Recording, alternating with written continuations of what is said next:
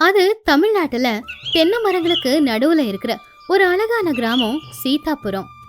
பறவைங்களோட கலகல சத்தம், கோவில்ல வாசிக்கிற சுப்ரபாதம், விவசாயத்துக்கு போற விவசாயிகளோட பேச்சு சத்தத்தோட அந்த ஊரே கலகலன்னு தான் இருக்கும். அந்த ஊர்ல ரங்கையா அப்படிங்கிற விவசாயி ஒருத்தன் இருந்தான். ரங்கையா கஷ்டப்பட்டு உழைக்கிற விவசாயி. காலையில எழுந்திரிச்சதுல இருந்து ராத்திரி தூங்குற வரைக்கும் கூட வயல்ல தான் கஷ்டப்படுவான். அவன் இது வரைக்கும் யாரையுமே கஷ்டப்படுத்தாத ஒரு நல்ல மனுஷன். அவனுடைய மனைவியான சீதா பார்க்கவும் ரொம்ப அழகா இருப்பா. அவளுடைய மனசும் ரொம்ப அழகுதான். ஆனா என்ன, அறிவுதான் அவளுக்கு கொஞ்சம் கம்மி. யாரு என்ன சொன்னாலும் கண்ணு முடிக்கிட்டு அதை உண்மை அப்படின்னு நம்பிடுவான். ஆனா பாவம், ரொம்பவும் அப்பாவி. எந்த ஒரு வேலையையும் யோசிச்சு சரியா செய்யவே மாட்டா. ஒரு நாள் காலையில ரங்கையா வயலுக்கு கிளம்புறதுக்காக ரெடியா இருந்தான். அப்போ சீதா சமையலறையில சமையல் செஞ்சுக்கிட்டு இருந்தா. சீதா, பசிக்குது, சீக்கிரமா டிஃபன் கொண்டு வா. சீதா சுட சுட இட்லியும் வேர்க்கடலை சட்னியும் கொண்டு வந்தா. ரெண்டு பேரும் ஒன்னாவே உக்காந்தாங்க சாப்பிட. ரங்கையா வேலைக்கு போகணும்ன்ற அவசரத்துல வேக வேகமா இட்லிய சட்னியில தொட்டு சாப்பிட ஆரம்பிச்சான். ஆனா என்னவோ தெரியல, அந்த சட்னி ரொம்ப வித்தியாசமா இருந்துச்சு. என்னடி இது, சட்டினியா இப்படி இருக்கு? ஏதோ திட்டு திட்டா கிடைக்குது. என்னத்த போட்டு அரைச்ச? நேத்து நீங்க சொன்ன மாதிரி தாங்க செஞ்சேன். வேர்க்கடலைய வறுத்து தோலை எடுத்து சட்னி அரைச்சிருக்கேன். ஆனா இதுல வேர்க்கடலை சுவையே வரலையே. வேர்க்கடலை சுவை இதுல எப்படி இருக்கும்? நீங்க தானே சொன்னீங்க வேர்க்கடலைய வறுத்து தோலை எடுத்துட்டு சட்னி அரைக்கணும்னு. அதான் வேர்க்கடலை எல்லாத்தையுமே தூக்கி போட்டுட்டு வேற தோலை மட்டும் போட்டு சட்னி அரைச்சிருக்கேன். அத கேட்ட உடனேயே மண்டையில இடி விழுந்த மாதிரி இருந்துச்சு ரங்கையாவுக்கு. தலைய அப்படியே பிடிச்சுக்கிட்டு, அட வீணா போனவளே, யாராவது வேர்க்கடலையை தூக்கி போட்டுட்டு தோலை வச்சு சட்னி அரைப்பாங்களா? தோலை தூக்கி போட்டுட்டு வேர்க்கடலையை வச்சு சட்னி அரைக்கணும். எல்லாம் என் நேரம் அப்படின்னு சொல்லி கோமா அந்த சட்னியை தொட்டுக்காம பாவம் வெறும் இட்லிய மட்டும் லபக் லபக் அப்படின்னு சாப்பிட ஆரம்பிச்சான். அதுக்கப்புறம் வயலுக்கு கிளம்பி வெளியில வந்தப்போ பொண்டாட்டி கிட்ட, சீதா, நான் வயலுக்கு கிளம்பிக்கிட்டு இருக்கேன். மதியம் வரும்போது சூடா சாப்பாடும் கத்திரிக்காய் குழம்பும் வச்சு வையே. குழம்புல உப்பை கொஞ்சம் பார்த்து போடு. நேத்து மாதிரி அள்ளி தூக்கி போட்டுடாத. பாலை காய்ச்சி கிண்ணத்துல மூடி வையே. பூனை வந்து குடிச்சிட போது பார்த்து ஜாக்கிரத. சீதாவும் தலையாட்டி மதியத்துக்கு சமைக்க ஆரம்பிச்சான். கத்திரிக்காய் குழம்பு செஞ்சா. உப்பு கம்மியா போட சொன்னானேன்னு உப்பு அவ போடவே இல்ல. அதுக்கப்புறம் பாலை காய்ச்சி கிண்ணத்துல ஊத்தி வச்சா. ஐயோ, பூனை பால் குடிக்காம பாத்துக்க சொல்லி சொன்னாருல்ல, பூனை பால் குடிச்சிச்சுன்னா என்ன ஒரு கொன்னே போட்டுடுவாரு அப்படின்னு சொல்லி அவங்க வீட்டை சுத்தி சுத்திக்கிட்டு இருந்த ஒரு பூனையை கொண்டு வந்து அந்த பால் குண்டாவுக்கு பக்கத்துலயே அந்த பூனைய கட்டி போட்டா. இப்ப பூனை எங்க இருந்தோ வராது, நான் தான் கட்டி போட்டுட்டேனே அப்படின்னு அவளை பத்தி நினைச்சு அவளே ரொம்ப பெருமைப்பட்டா. மதியம் வேலையை முடிச்சுட்டு வீட்டுக்கு வந்த ரங்கையா வீட்டுக்குள்ள வந்ததும் பால் பாத்திரத்துக்கு பக்கத்திலேயே கட்டி போட்டிருந்த பூனையையும் பால் தீந்து போனதையும் பார்த்தான். பூனை சந்தோஷமா பாலை குடிச்சு வாய தொடச்சுக்குச்சு. அத பார்த்து ரங்கையா கோவமா சீதா கிட்ட வந்து, அடியே வீணா போனவளே, பூனைய பால் குடிக்காம பாத்துக்கன்னு சொன்னா பால் பக்கத்துலயே பூனையை யாராவது கட்டி போடுவாங்களா? நீங்க தானங்க பால் குடிக்காம பூனைய பாத்துக்கோன்னு சொன்னீங்க. அதனாலதான் பூனைய கட்டி போட்டு பூனையவே பாத்துக்கிட்டு இருந்தேன். பூனை பால் குடிச்சதுக்கு நான் என்ன பண்ண முடியும்? அவருடைய அப்பாவித்தனத்தை பார்த்து ரங்கையாவுக்கு கோவம் மட்டும் இல்ல, கூடவே சிரிப்பும் வந்துச்சு. அதுக்கப்புறம் சரி பரவாயில்லன்னு சாப்பிட உக்காந்தான். சாப்பாடு சாப்பிட்டு பார்த்தா அதுல துளி கூட உப்பே கிடையாது. என்ன இது, குழம்புல உப்பு போடல? நீங்க தானே நேத்து உப்பு அதிகமாச்சுன்னு சொன்னீங்க, அதனாலதான் இன்னைக்கு குழம்புல உப்பே போடல. அதுக்கு ரங்கையா எதுவுமே பேசாம அமைதியா சாப்பிட்டுட்டு வயலுக்கு கிளம்பிட்டான். இப்படியே நாட்களும் போய்கிட்டு இருந்துச்சு. ஒரு நாள் ரங்கையா அவனுடைய வயல்ல விளைஞ்ச நெல் எல்லாத்தையுமே மாட்டு வண்டியில சந்தைக்கு கொண்டு போய் அங்க வித்து அதுல கிடைச்ச லாபம் 10,000 எடுத்துக்கிட்டு சந்தோஷமா வந்தான். வீட்டுக்கு வந்த உடனே சீதாவை கூப்பிட்டு சந்தோஷமா அந்த 10,000 ரூபாவை அவ கையில கொடுத்து, சீதா, விளைச்சல் வித்து வந்த பணம் 10,000 ரூபாய் இருக்கு. இந்த பணத்தை நாளைக்கு சந்தைக்கு கொண்டு போய் மாடுங்களையும் நமக்கு தேவையான பொருளையும் வாங்கிட்டு வரலான்னு இருக்கேன். திருடனுங்க பயம் அதிகமா இருக்கு. இந்த பணத்தை ஜாக்கிரதையா எடுத்து வை. எனக்கு கூட எட்டாத மாதிரி தூரமா கொண்டு போய் வச்சிடு. சரிங்க, நீங்க எதுக்கும் கவலைப்படாதீங்க. யாரு கண்ணுலயும் படாத மாதிரி இந்த பணத்தை நான் ஒளிச்சு வச்சிடுறேன் அப்படின்னு சீதா அந்த பணத்தை உள்ள கொண்டு போனா. பணம் யார் கண்ணுக்கும் படக்கூடாது, அவரு கைக்கு எட்டாத தூரத்துல இத ஒளிச்சு வைக்கணும். ஆனா எங்க ஒளிச்சு வைக்கிறது அப்படின்னு சீதா யோசிச்சுக்கிட்டு இருக்கும்போது, அரிசி டப்பால போட்டா எலி சாப்பிட்டுடும், வீட்டுக்குள்ள வச்சா திருடனுங்க திருடிட்டு போயிடுவானுங்க அப்படின்னு யோசிச்சுக்கிட்டே இருக்கும்போது அவ பார்வை வீட்டுக்கு பின்னாடி இருந்த கிணத்து மேல போச்சு. அந்த கிணத்துல தண்ணி இல்ல, வெறும் சேறு மட்டும்தான் இருந்துச்சு. இந்த கிணத்துல ஒளிச்சு வச்சிடலாம், திருடனுங்க பார்வைக்கும் படாது, என் வீட்டுக்காருக்கும் இது எட்டாது, இதுதான் சரியான யோசனை அப்படின்னு நினைச்சு அந்த 10,000 ரூபாயை எடுத்துட்டு போய் அந்த பாலடைஞ்ச கிணத்துக்குள்ள தூக்கி போட்டுட்டான். அப்பாடா, என் புருஷ சம்பாதிச்ச பணத்தை காப்பாத்திட்டேன் அப்படின்னு சொல்லி கர்வமா அவ வீட்டுக்குள்ள போனா. அடுத்த நாள் காலையில ரங்கையா சந்தைக்கு கிளம்பும் போது அவனுடைய பொண்டாட்டியான சீதாவை கூப்பிட்டு, சீதா, நேத்து கொடுத்த பணத்தை கொண்டு வா, நான் இப்பவே சந்தைக்கு கிளம்புறேன். பணம் பணம் என்கிட்ட இல்லையேங்க. இல்லையா? என்னாச்சு? எங்க வச்சிருக்க? நீங்க தான் யார் கண் பார்வையிலையும் படாத மாதிரி ஒளிச்சு வைக்க சொன்னீங்க இல்லையா, அதனாலதான் வீட்டுக்கு பின்னாடி இருக்கிற அந்த பாலடைஞ்ச கிணத்துல பணத்தை தூக்கி போட்டுட்டேன் அப்படின்னு சொன்ன உடனே ஒரேடியா பாவம் அவனுக்கு நெஞ்சு வலியே வந்துருச்சு. உடனே அவன் அந்த பாலடைஞ்ச கிணத்துக்கிட்ட போனான். அடியே பொண்டாட்டி, என்னடி பண்ணி வச்சிருக்க? பணத்தை பத்திரமா எடுத்து வையினா யாருன்னா கிணத்துக்குள்ள போடுவாங்களா? என் உழைப்பெல்லாம் வீணா போச்சே. கிணத்துக்குள்ள தொங்கி பார்க்கும்போது சேத்துல விழுந்திருந்த அந்த பண மூட்டை தெரிஞ்சது. உடனே ஒரு பெரிய குச்சியை வச்சு கஷ்டப்பட்டு 2 மணி நேரத்துக்கு அப்புறமா அந்த சேத்துக்குள்ள இருந்த பண மூட்டைய அவன் வெளியில எடுத்தான். பணம் எல்லாம் சேரா இருக்கிறதுனால அது எல்லாத்தையுமே கழுவி ஒரு கட்டில காய வச்சான். சீதா, நீ இங்கேயே உக்காந்து பணம் காத்துல பறக்காம பாத்துக்கோ, நான் போய் குளிச்சிட்டு வந்துடுறேன் அப்படின்னு சொல்லி ரங்கையா உள்ள போனான். சரியா அதே நேரத்துக்கு தான் அந்த ஊருக்குள்ள ஒருத்தன் நடந்து வந்துகிட்டு இருந்தான். அவன் பாக்குறதுக்கு ஏதோ சாமி மாதிரி தான் இருந்தான். காவி உடைய அணிஞ்சு ருத்ராட்ச மாலைய போட்டுக்கிட்டு நெத்தியில நாமத்தை விட்டுக்கிட்டு வந்தான். ஆனா உண்மையை சொல்லணும்னா அவன் ரொம்ப பெரிய ஃப்ராடு. அவன் வந்துகிட்டு இருக்கும் போது ரங்கையா வீட்டு வாசல்ல பணம் காஞ்சுகிட்டு இருக்கிறத பார்த்தான். அப்பதான் அவனுக்கு திடீர்னு ஒரு யோசனையும் வந்துச்சு. அம்மா தாயே பிச்சை போடுங்க, அம்மா தாயே பிச்சை போடுங்க, அம்மா நான் ரொம்ப தூரத்துல இருந்து வர்றேம்மா. சாமி, நீங்க யாரு, எங்க இருந்து வரீங்க அப்படின்னு சீதா பேசினதும் அவன் முகத்துல இருக்கிற அப்பாவித்தனத்தை பார்த்து அவ ஏமாளி அப்படிங்கறத புரிஞ்சுக்கிட்டான். அம்மா, நான் சாதாரணமான ஆள் இல்ல, தேவலோகத்துல இருக்கிற இந்திரன் தான் பூலோகத்துல யாருன்னா பொன்னிய செஞ்ச ஆள் இருக்காங்களான்னு பார்த்துட்டு வர சொல்லி சொன்னாரு. சொர்க்கம் அப்படின்னு கேட்ட உடனே சீதாவுக்கு ரொம்பவும் சந்தோஷமாயிடுச்சு. அட கடவுளே, நீங்க சொர்க்கத்துல இருந்து வரீங்களா? அப்ப நீங்க பெரிய மனுஷன்தான். எங்க மாமனாரு செத்து போய் 10 வருஷம் ஆச்சு. அவரு நிச்சயமா சொர்க்கத்துல தான் இருப்பாரு. அவரை நீங்க பாத்திருக்கீங்களா? அவரு அங்க எப்படி இருக்காரு? ஓஹோ, உங்க மாமாவா? அவரு எனக்கு நல்லா தெரியுமா, நல்ல மனுஷன். ஆனா பாவம், சொர்க்கத்துல அவரு ரொம்ப கஷ்டப்படுறாரு. கை செலவுக்கு பணம் கூட இல்ல, கிழிஞ்சு போன துணியை போட்டுக்கிட்டு இருக்காரு. சாப்பாட்டுக்கே கஷ்டம்தாம்மா. அவரு தான் நான் பூலோகம் போறேன்னு சொன்னப்போ என் மருமக சீதா இருப்பா, ரொம்ப நல்ல பொண்ணு, அவகிட்ட சொல்லி மாத்திக்கிறதுக்கு துணியும் கை செலவுக்கு கொஞ்சம் பணமும் வாங்கிட்டு வான்னு என்கிட்ட சொல்லி அனுப்பினாரு. அது கேட்ட சீதா அழுதுகிட்டே, ஐயோ, எங்க மாமா அங்க அந்த அளவுக்கு கஷ்டப்படுறாரா? ஒரு நிமிஷம் இருங்க சாமி அப்படின்னு சொல்லி சீதா உடனே வீட்டுக்குள்ள போனா. ரங்கையாவுக்காக வாங்கியிருந்த புது துணிய மூட்டை கட்டி கொண்டு வந்தான். வெளியில வந்த உடனே அவங்க மாமனார் கஷ்டப்படுறாரு, அதனால அவருக்கு செலவுக்கு பணம் வேணுமே அப்படின்னு சொல்லி காஞ்சிக்கிட்டு இருந்த பணம் எல்லாத்தையும் கூட அந்த மூட்டையில போட்டு அத கட்டி கொடுத்துட்டான். இந்தாங்க, இதுல எங்க மாமனாருக்கு துணியும் இருக்கு, பணமும் இருக்கு. அவரு கஷ்டப்படக்கூடாது. இந்த பணத்தை கொண்டு போய் அவர்கிட்ட செலவுக்கு கொடுத்துருங்க. சரிம்மா, உன் மாமனாரை பார்த்ததும் இந்த பணத்தை கொடுக்கறேன், உனக்கு புண்ணியம்தான் கிடைக்கும் அப்படின்னு சொல்லி அந்த ஃப்ராடு அங்கிருந்து வேக வேகமா ஓடிட்டான். கொஞ்ச நேரத்துக்கு அப்புறமா ரங்கைய குளிச்சுட்டு வந்து பார்த்தா அங்க பணம் இல்ல. அத பார்த்து அவன் ரொம்ப ஆச்சரியப்பட்டான். சீதா, பணம் எங்க போச்சு? ஐயோ, நீங்க ஒண்ணு கவலைப்படாதீங்க, அந்த பணம் எங்கேயே போல, சொர்க்கத்துல இருக்கிற உங்க அப்பா கிட்ட தான் போயிருக்கு. சொர்க்கத்துக்கா? என்ன உளறிக்கிட்டு இருக்க? ஆமாங்க, இப்பதான் சொர்க்கத்துல இருந்து ஒரு சாமியார் வந்திருந்தாரு. அவருக்கும் உங்க அப்பாவுக்கும் நல்ல பழக்கமா. சொர்க்கத்துல உங்க அப்பா பாவம் ரொம்ப கஷ்டப்படுறாராம். செலவுக்கு பணமும் இல்லையா, போட்டுக்க துணியும் இல்லையா. அதனாலதான் உங்க அப்பா கஷ்டப்பட்ட உங்களுக்கு கஷ்டமாயிடும் இல்லையா, அதான் உங்களுக்கு வாங்கி வச்ச துணி, இங்க காஞ்சிக்கிட்டு இருந்த அந்த 10,000 ரூபாய், இது எல்லாத்தையும் அந்த சாமி கிட்ட கொடுத்துட்டேன். பைத்தியக்காரி, செத்து போனவங்களுக்கு எதுக்கு துணி, செலவுக்கு எதுக்கு பணம்? எவனோ ஒருத்தன் நீ அப்பாவின்னு நல்லா தெரிஞ்சுக்கிட்டு உன் தலையில மிளகா அரைச்சிட்டு போயிட்டான். ஆமா, எந்த பக்கம் போனா?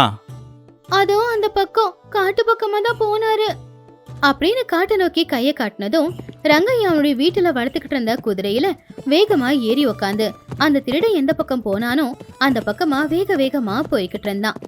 இன்னொரு பக்கம் அந்த பணத்தையெல்லாம் திருடிக்கிட்டு வந்த அந்த ஃப்ராடு அந்த காட்டுக்குள்ள தான் போய்கிட்டு இருந்தான்.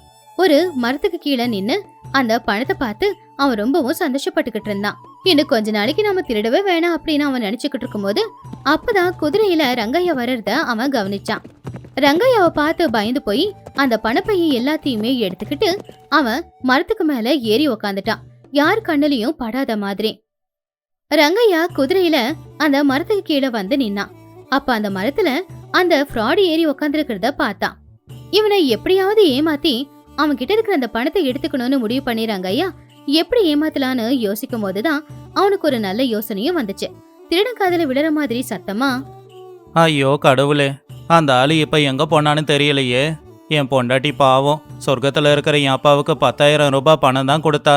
ஆனா நான் குதிரைய கொண்டு வந்திருக்கேன். பாவம் அவரு நடக்க முடியாம கஷ்டப்படுறாராம்.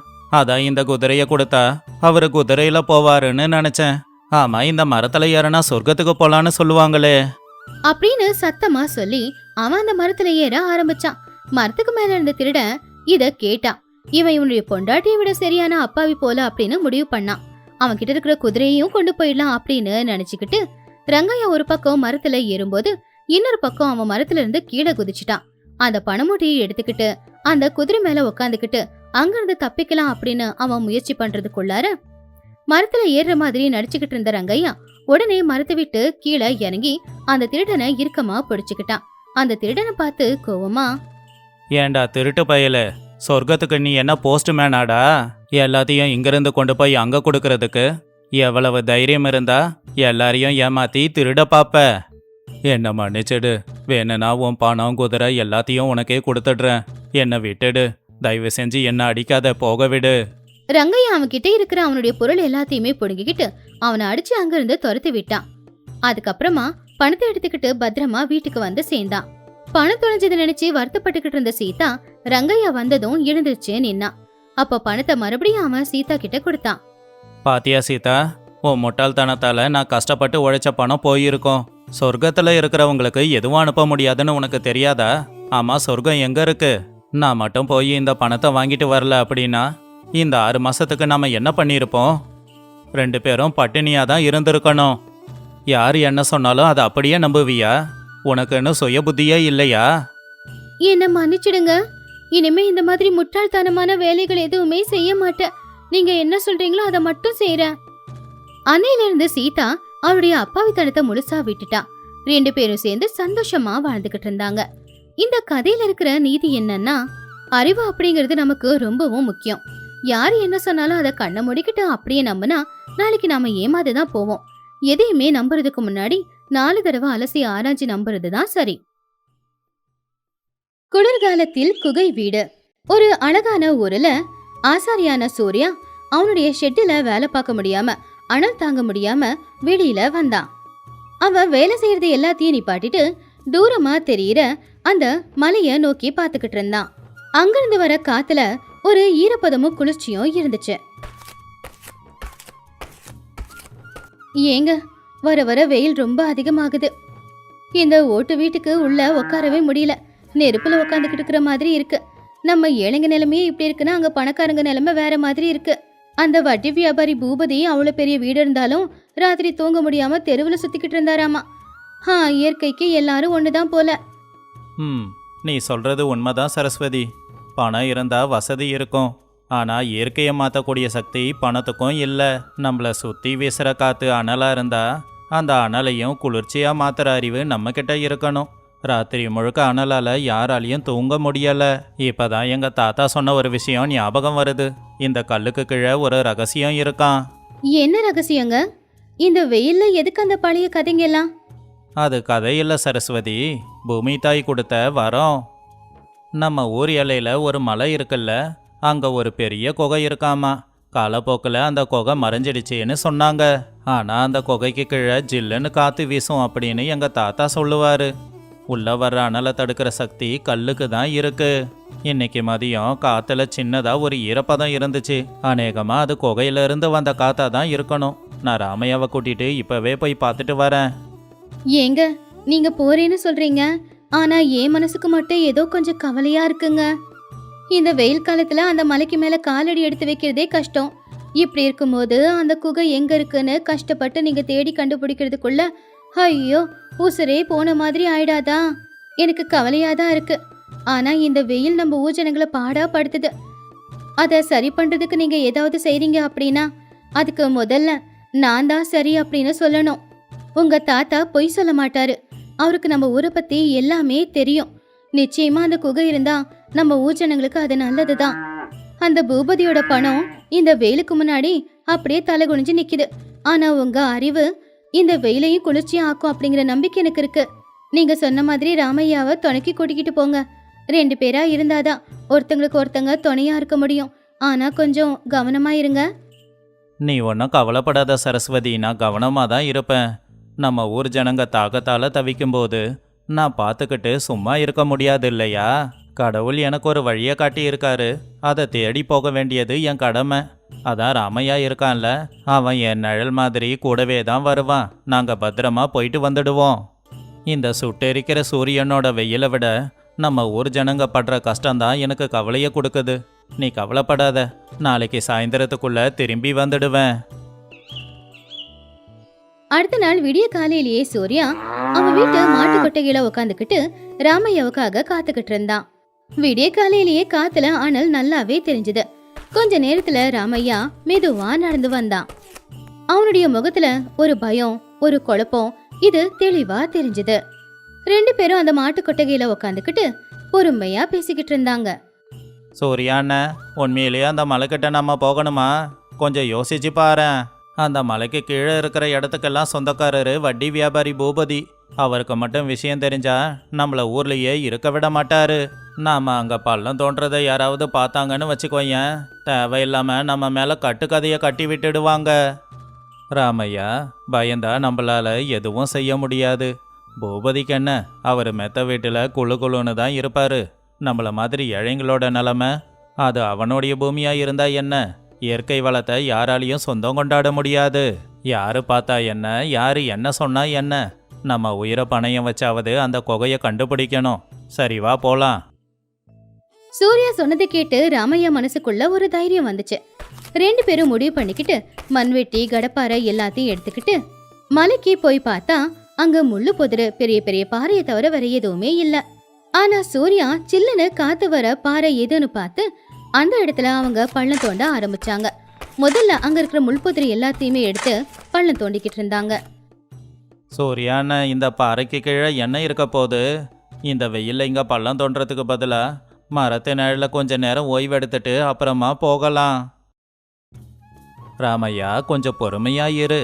இயற்கை அதோட ரகசியத்தை அவ்வளோ சீக்கிரம் காட்டிடாது. அங்க பாரு, அந்த மலைங்களுக்கு நடுவுல இருந்து வர காத்து சூடாவா இருக்கு, நல்லா ஜில்லுன்னு இருக்குல்ல. அப்ப நிச்சயம் அங்க ஒரு ரகசியம் இருக்குன்னு தான் அர்த்தம்.